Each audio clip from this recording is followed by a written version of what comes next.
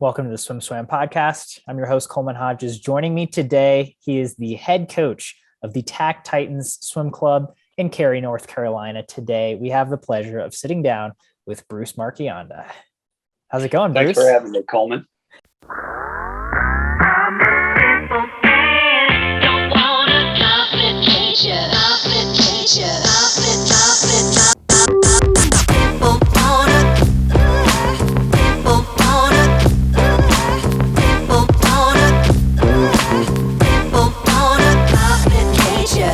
TAC Titans have had a busy summer, and we have to start with Claire Curzan heading into Olympic trials. I think she had a lot of pressure on her from the outside. From the inside, being her coach specifically. How are you feeling heading into trials? Well, obviously very nervous, as anyone is at that meet. You just never know what's going to happen. When we had a nice group that went to the Olympic trials, we had a total of 14, 8 in the second wave. So that was a real good support system for everyone. And we didn't go there with just participants. We went there with a couple of players, obviously Claire Curzan, Charlotte Hook, Ashley Twitchell. So it was a very nerve-wracking week. But we felt very good going into the meet. Felt very confident. You just never know when you're dealing with such young swimmers, how the pressure is going to get to you, what the nerves are going to do. And it was the first time I think I've seen Claire nervous, at a meet. So it was very interesting to be able to handle that and work with her and obviously have great results come out. Yeah. I mean, yeah, I know we spoke with Claire a little bit, and I think we're talking to her again sometime this week, but and she mentioned how nervous she was, which understandably so, especially first time at that meet. It's a completely different beast. As a coach, what do you do? How do you handle, nerves like that at a meet that has that much pressure associated with it? Well, the biggest thing is that we did not want the trials to become a life of their own. So we tried to handle things, normal business. It's just another meet, right? This is something we've done thousands of times, right, in your career, and just go out and use the energy of the arena, use the energy of the meet, use the support staff that you have here. Everybody's here with you. It's not just you. It's a collaborative effort. And we just really tried not to make it, again, become a life of its own. And so leading into trials, obviously, Claire seemed to be on fire from the outside, from just what we were reporting. She dropped that 56.2, I think, in the meet where she raced Torri. It's just she had a lot of really great swims. Am I confusing that? Did she go 56.6? 56.2. Okay, 56.2. Right.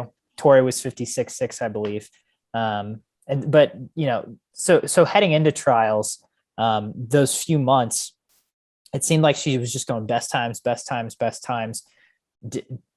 As her coach, do you adjust training at all leading into that? Was it a normal taper, or what were the last few months of prep heading into trials? What did they look like? Up until 2 weeks out, it was pretty much normal. Mm-hmm. We started to do a little bit more running at that point, just for a little bit more leg endurance, physical fitness, that type stuff. And she seemed to be responding to that pretty well. Probably in hindsight, I would have brought her off of that a little bit sooner. But she, every time you turn around, right, rested, non-rested, she would get up and swim really fast. Last 2 weeks, we just tried to really make sure that she was sharp. We go through our normal progressions of 3-day cycles of endurance, speed, pace, and her pace was very good. So we had pretty good confidence going into the meet itself. And just obviously you can't speak for her, but as a coach, do you feel like it was helpful to have that training group, like you said, she was not the only player. You had Charlotte Hook was right there with her. You guys had a group of 8 heading to Wave 2 trials. It seems like it would be helpful for her just to not be in that boat alone, especially in the taper period, but having a good group to come down and rest with. Yeah, I mean, obviously, anytime you're not isolated and alone. I mean, I've been in situations, right, where you have one swimmer at a meet, and that's mentally, that's very difficult when you don't have your whole team there. We had a great group of parents that were there, all decked out in Titan stuff and looking the same. And so, we tried to feed off of that energy and just kind of keep our nerves a little calm, right? But again, Charlotte just, I thought she was going to throw up before her final. Yeah. I mean, you guys had quite a few Olympic finals, but and I have to ask, with the addition of Claire Donahoe as a coach, I think she has a different last name now. Claire White. Yep. She's one of your assistants and made the Olympic team in 2012 in the 100 fly under your tutelage. What do you feel like she has brought, especially in those last few months leading up to the Olympics, knowing that she's been there, she knows what to expect from a trials and a games? Well, exactly. She tried to pass on the experiences that she had and what it was like and things to do to help, whether it be the travel, whether it be at the meet itself, the first day at the meet, the arena itself. So, having that familiarity, being down that road before, she was able to sit down and talk with our athletes about things she learned through the process. And hopefully by that, expose them to some of the things that they would experience.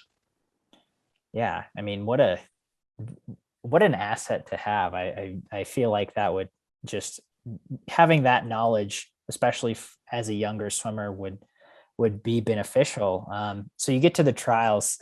Can you take me through how prelims and semis that first day of the women's 100 fly go for you? Yeah. We wanted to obviously get faster and faster through the, prelims, the semifinals and the finals, and trying to manage that as best we could. We didn't want to just pop out of the gates and not swim in our best time at finals. And so I thought she did a very good job of stepping up each time. And then eventually into the finals, being able to get her hand on the wall second, just was very exciting for her, obviously, and everybody else. And, so I thought she managed that very well. We talked and we looked at video after each race. Claire's very, very good about analyzing her races and tweaking things to be better the next time she gets in the water. Do you feel like there were specific things she tweaked heading into that final that you noticed? Yeah, well, it was interesting because with the running and obviously getting a little bit stronger in that, one of the things that we had to be very careful of was the 15-meter mark. Because as you know, actually in the meet that we had, the premier meet where Torri was there, she got DQ'd for going past 15 in the freestyle. So that was kind of always in the back of her mind again. So we had to even, in warm-up process, videotape her start, show her where she's breaking out, making sure we didn't need to make any adjustments, because it was different blocks, for example, than what she was used to. And is that affecting your start or your angle or how many kicks? And so just making those little tweaks, the rate at which she was kicking, we tweaked a little bit, that kind of stuff. We knew exactly what her stroke count needed to be and her stroke rates needed to be. We were able to hit exactly the stroke count that we wanted, and the number of underwater kicks off each wall that we wanted to do and where we were.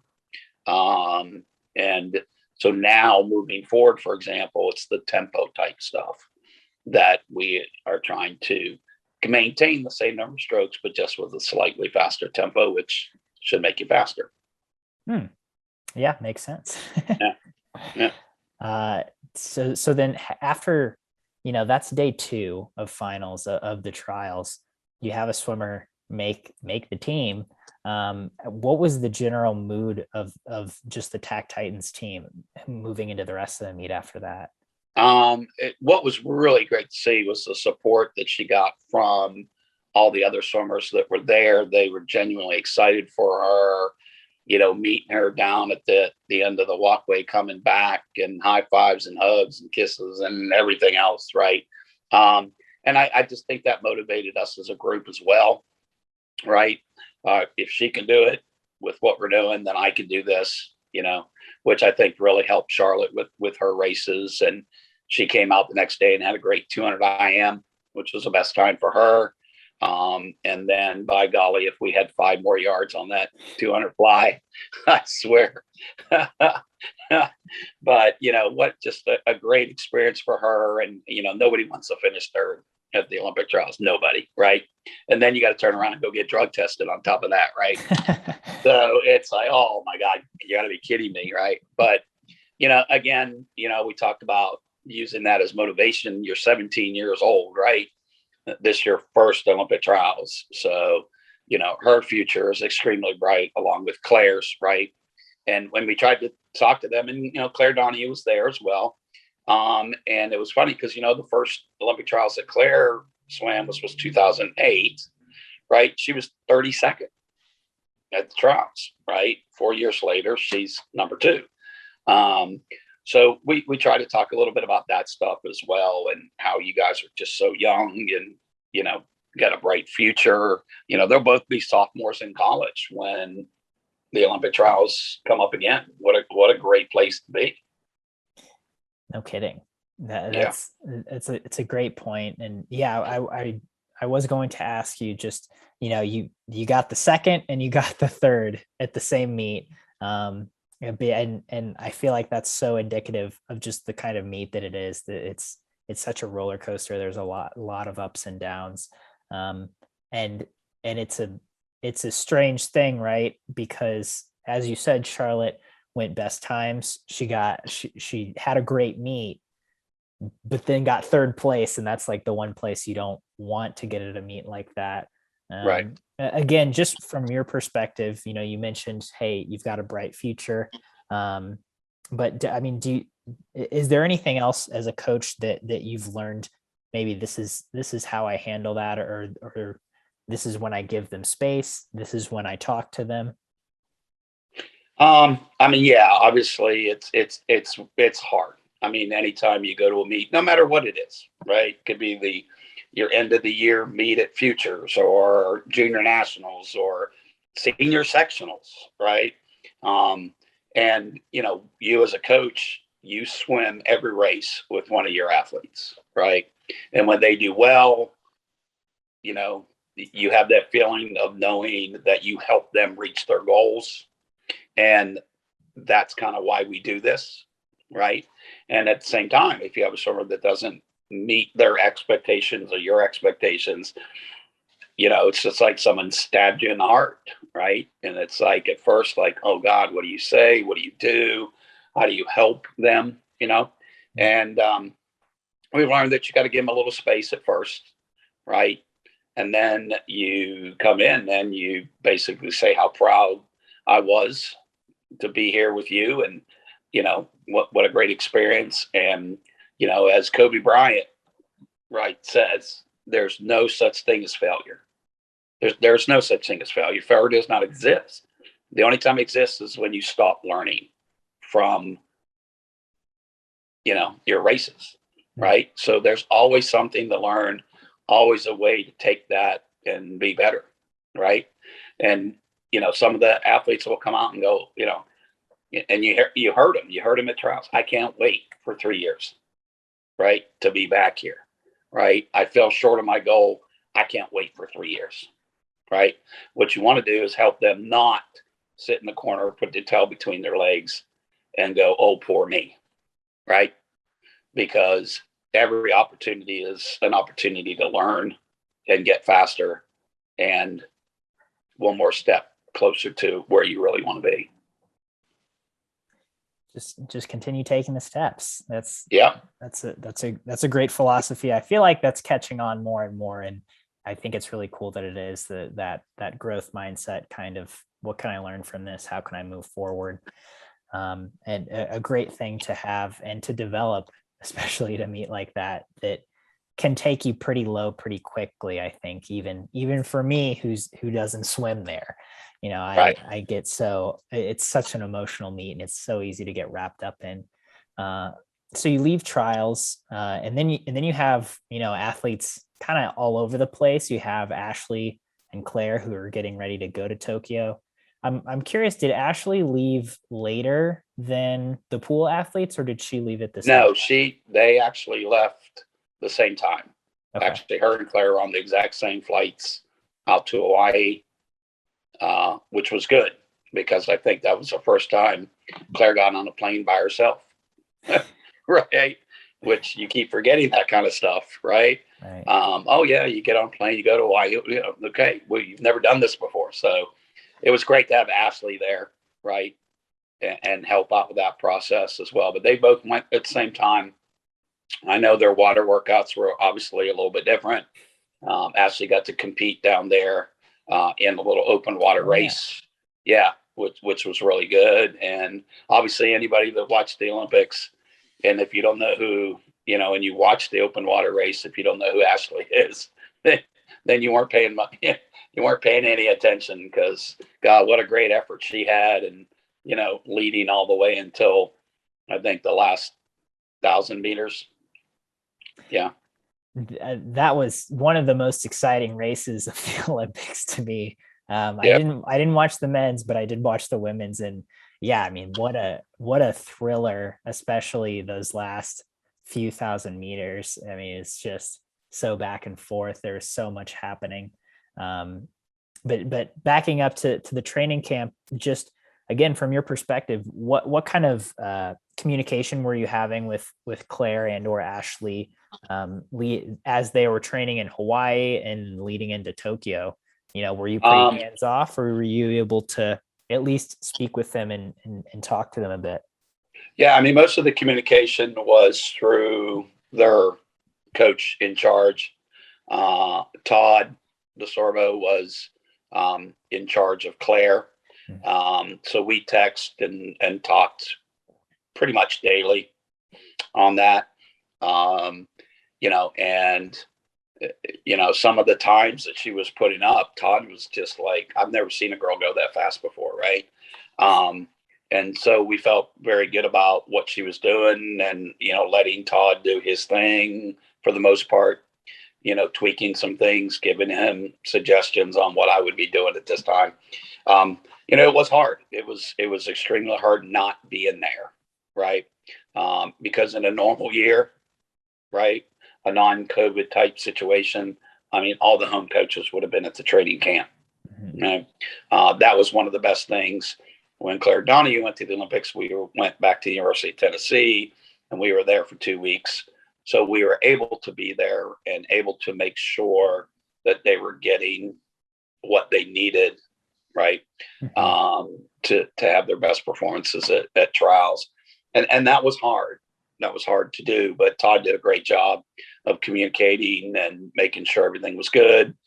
And then Lindsay Batanko, we would have a couple of Zoom calls. I think we had 2 Zoom calls during the course of the camp, just to kind of get the home coaches informed on what's going on and do we have any questions and stuff like that.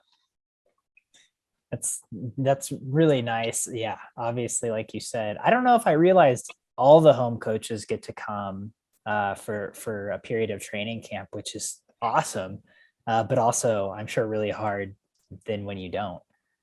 Right. Yeah. Yeah.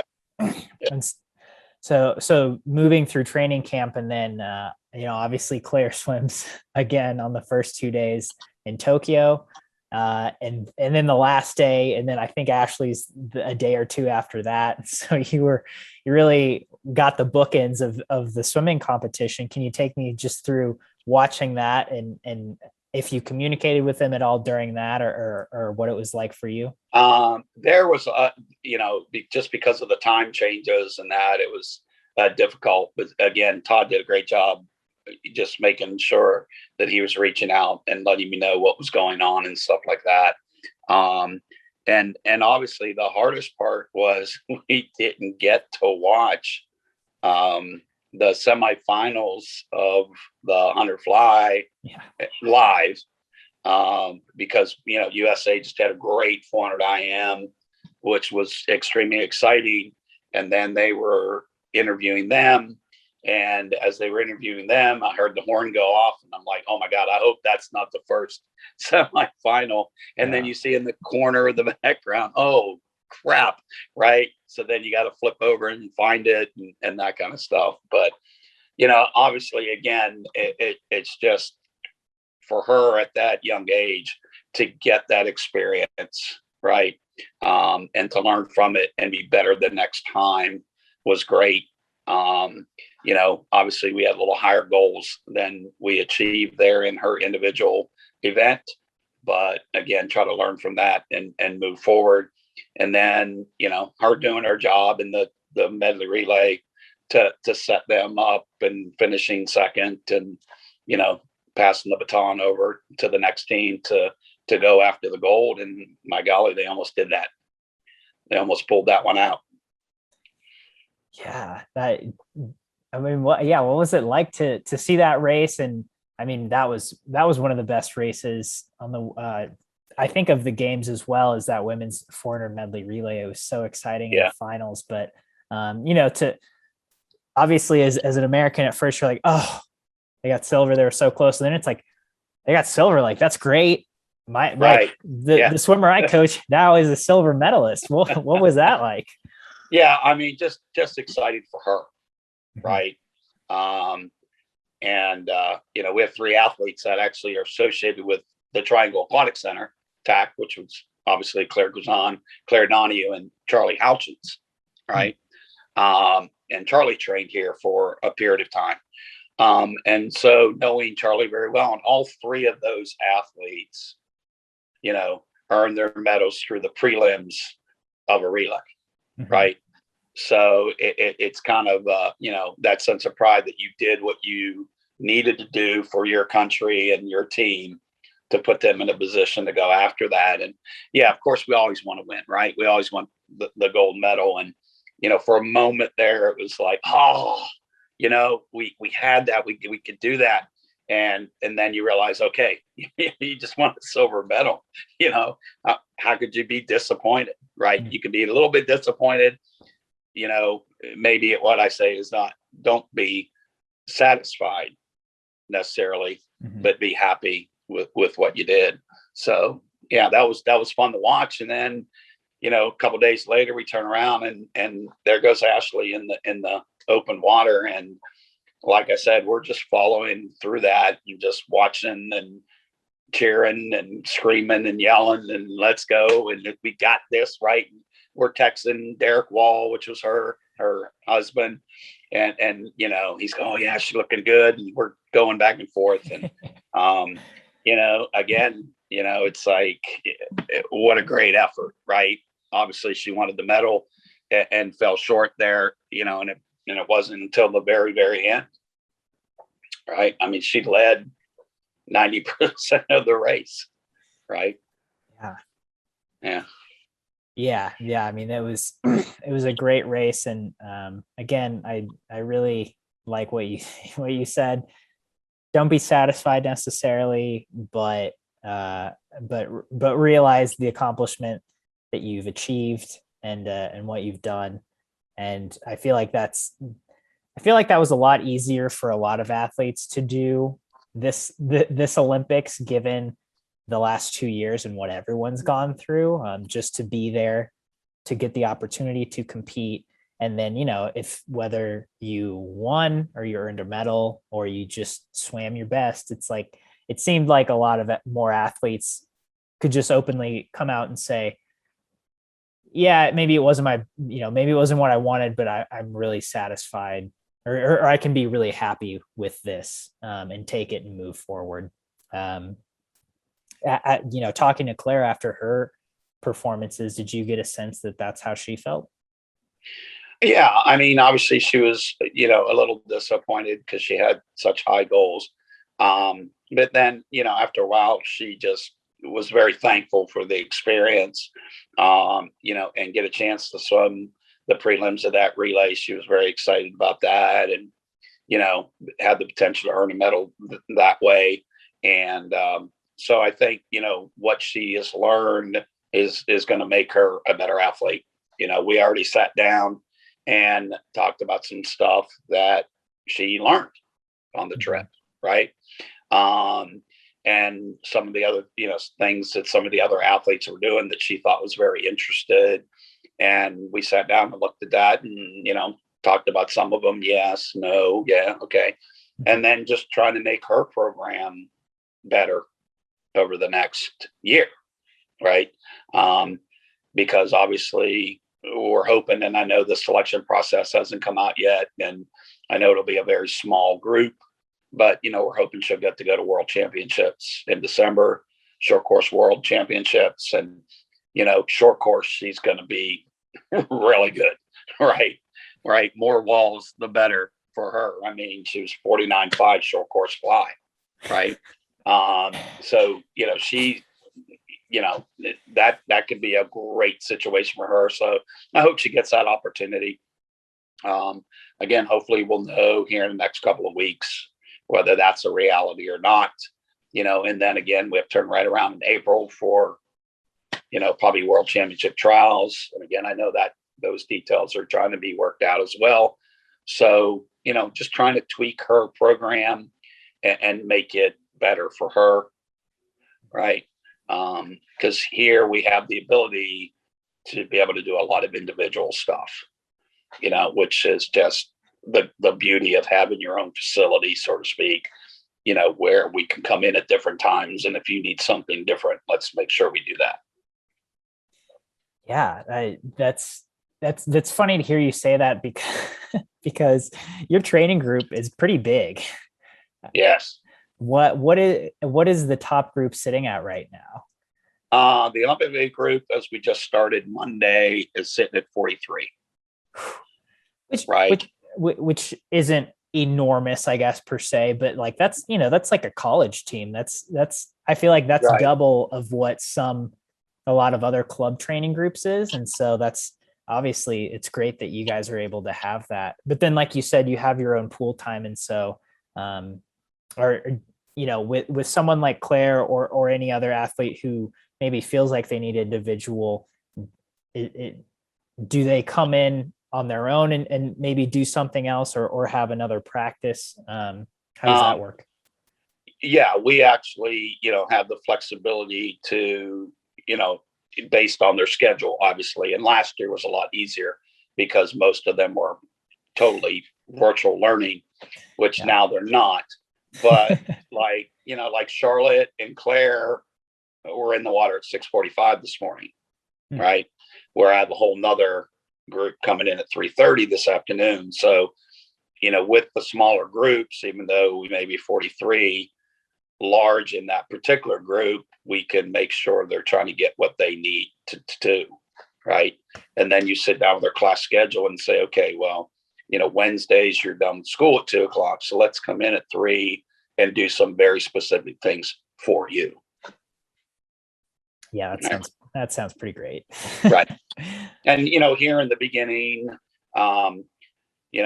Michael Cotter and Charlotte are a little bit different because they're going to the World Cup in Budapest in Germany. Yeah. So we're trying to get them ready in 5 weeks, right? Less than 5 weeks to go there and represent the United States. But pretty much everybody else, we have certain progressions that we want to do, and we want everybody together when we do those, right?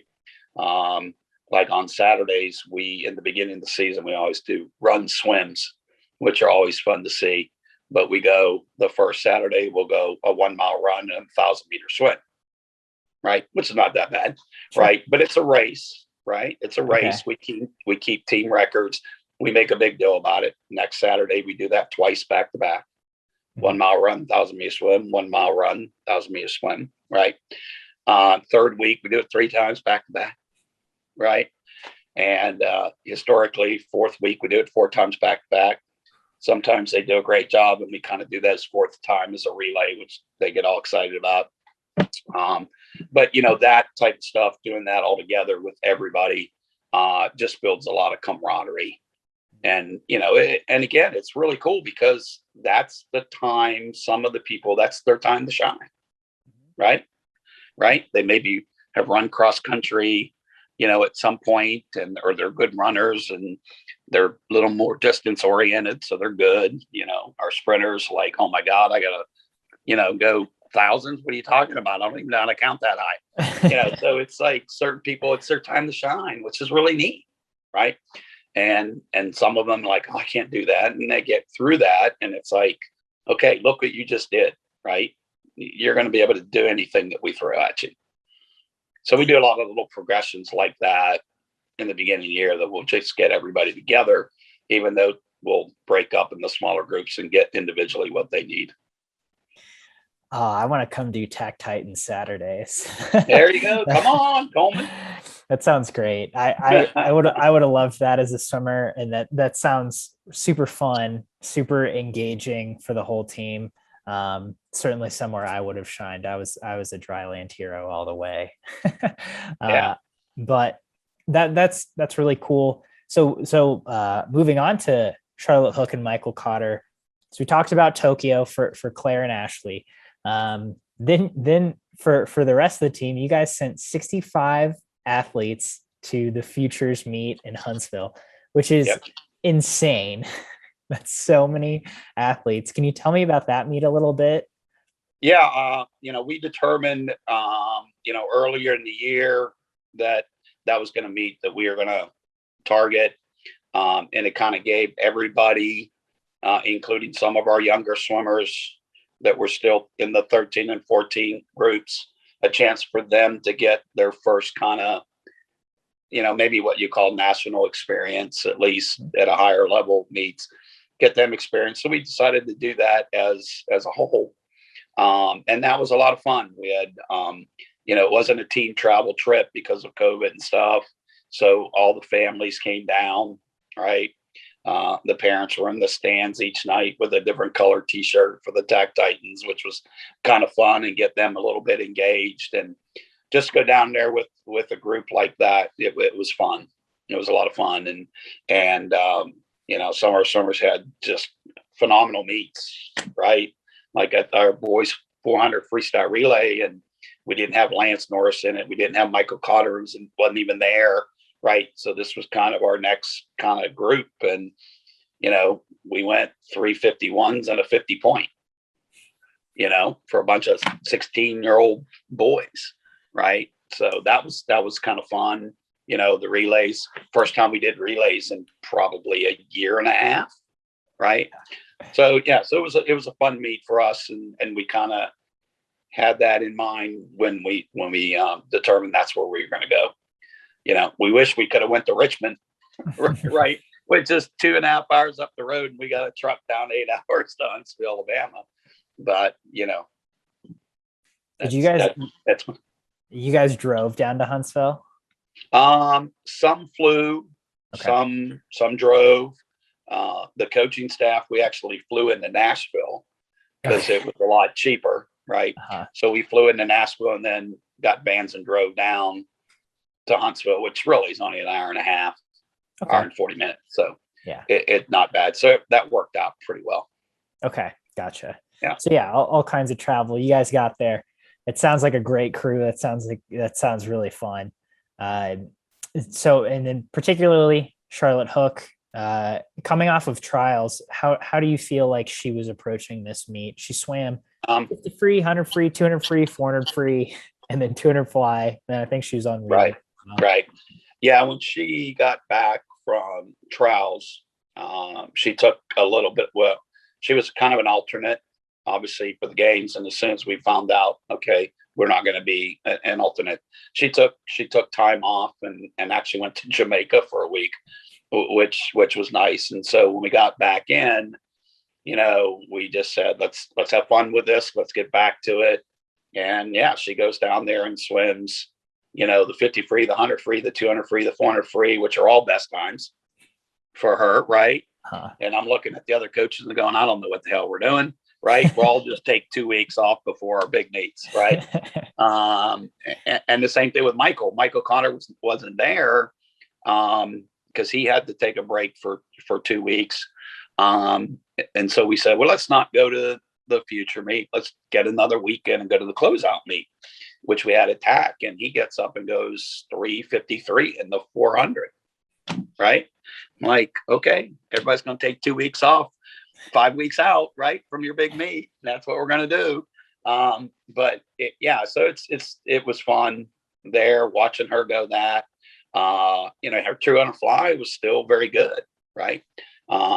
She was 209 down there. But again, it was good for her to just have a fun meet and relax.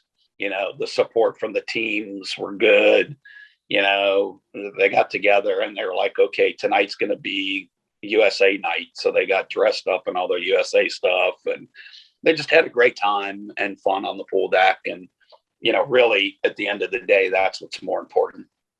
And that just drew over to the pool and came up with some really good times. Right. Absolutely. Yeah. Great philosophy. Have fun. That big meets like that are always cool. I know at a lot of our sectional meets, we would have themed nights where we dress up for finals, and it just, it creates a great environment. That warms my heart to hear. And you guys swam fast, as the TAC Titans seem to always do. So to close out our conversation, we've got Paralympics all week. And the TAC Titans actually have 2 Paralympians in Tokyo right now, Morgan Stickney and Hannah Aspen. Can you tell me a little bit about them and what you're looking forward to, what events they're swimming this week? I mean, it's both of them are just great individuals. And, Morgan's targeting kind of the 200, 400. And at the last kind of qualifying meets for the Olympics themselves, I mean, she was 4:43, right? And, she lost both her legs really only about 2 years ago. Okay. And just what a great girl. I mean, she's right in there just banging practices out with everybody else. And, Hannah's events, really, she's primarily a backstroker, very good freestyler. I know she's swimming the breaststroke just to kind of as an off event, so to speak, but still gets to do that. So they'll be coming up here in the next 3 days. So we're pretty excited about that. Both of them have very strong chances of getting on the medal stands.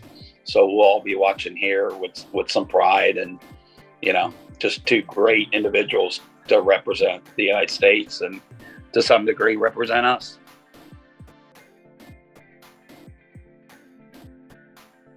You've been listening to the SwimSwam podcast. Stay tuned for new episodes every week. You can take SwimSwam podcast on the go by subscribing on your favorite podcast platform. Look for links in the description below, and be sure to subscribe to our YouTube channel for more videos as well.